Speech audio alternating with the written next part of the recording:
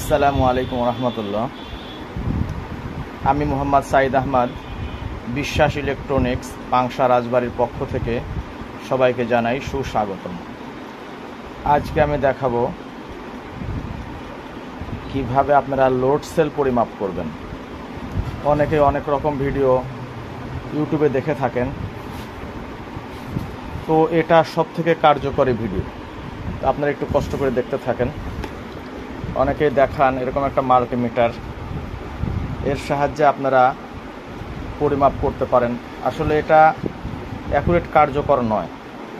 দেখেন, এটা নবটাই সর্বপ্রথম এরকম অফ থাকবে, বার্জার মোডে দেবেন। এই যে বার্জার মোডে দেবেন, এরপরে দুইটা একত্রিত করলে বিপ শব্দ করবে এবং এখানে সংখ্যা উঠবে। দেখতে থাকেন। এখানে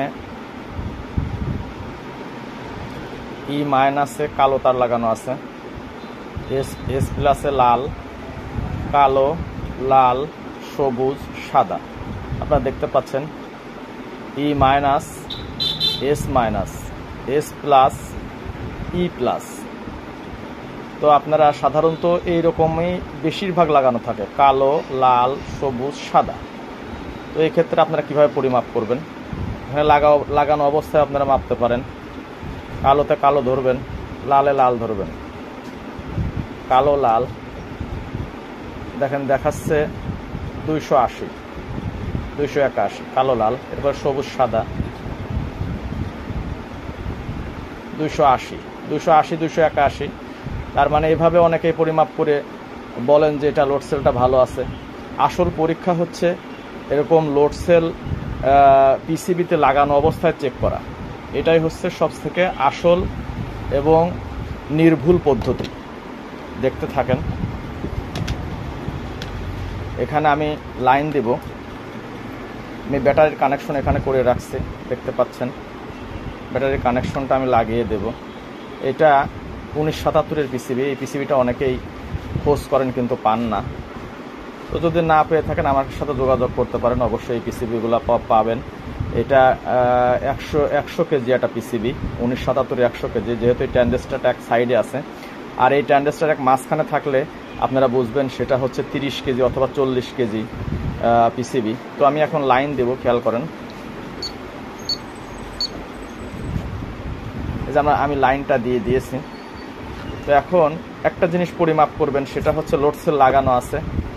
এখন আপনারা এইখানে খেয়াল করেন, এই যে এস মাইনাস অথবা এস প্লাসে আপনারা একটু প্রেশার দেবেন। দেখেন মাপ এলোমেলো হচ্ছে, খেয়াল করেন। মাপ এলোমেলো হচ্ছে, আলোটা ভালো বোঝা যাচ্ছে না, একটু খেয়াল করেন। এই এস প্লাস অথবা এস মাইনাসে মাঝখানে যে দুইটা আছে, এস প্লাস অথবা এস মাইনাসে আপনারা প্রেশার দেবেন। দেখেন এখন বাতি অফ হয়ে আছে। তো আড়াল করলে ভালো বোঝা যাবে। আড়াল করবো কীভাবে, দাঁড়ান একটু লাইনে থাকেন।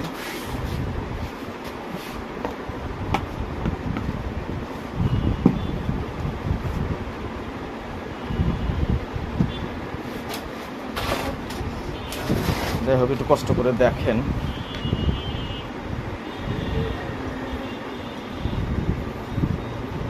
আশা করি অনেক কিছু শিখতে পারবেন, একটু ধৈর্য সহকারে দেখতে হবে।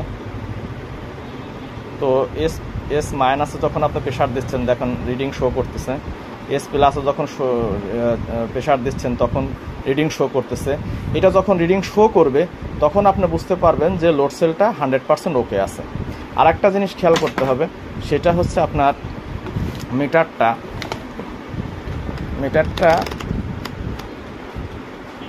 ভোল্টেজে দিবেন।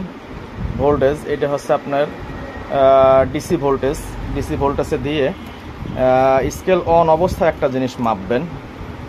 খেয়াল করেন,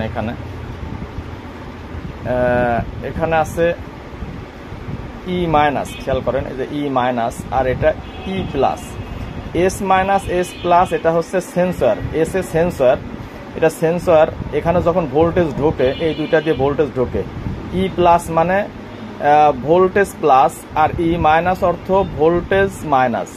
তো এখানে যখন ভোল্টেজ ঢুকবে তখনই লোড সেলটা কাজ করবে, এর আগে কাজ করবে না। খেয়াল করেন, আমি একটু এটা দেখাই আপনাদের। এখানে ই প্লাসে আমরা পজিটিভ কানেকশন ধরেছি, ই মাইনাসে নেগেটিভ কানেকশন ধরেছি। দেখেন 3.3 ভোল্ট লোড সেলে ইন হচ্ছে। লোড সেলে যখন 3.3 ভোল্ট ইন হবে তখনই আপনার এই লোড সেলটা কাজ করবে, এর পূর্বে কাজ করবে না।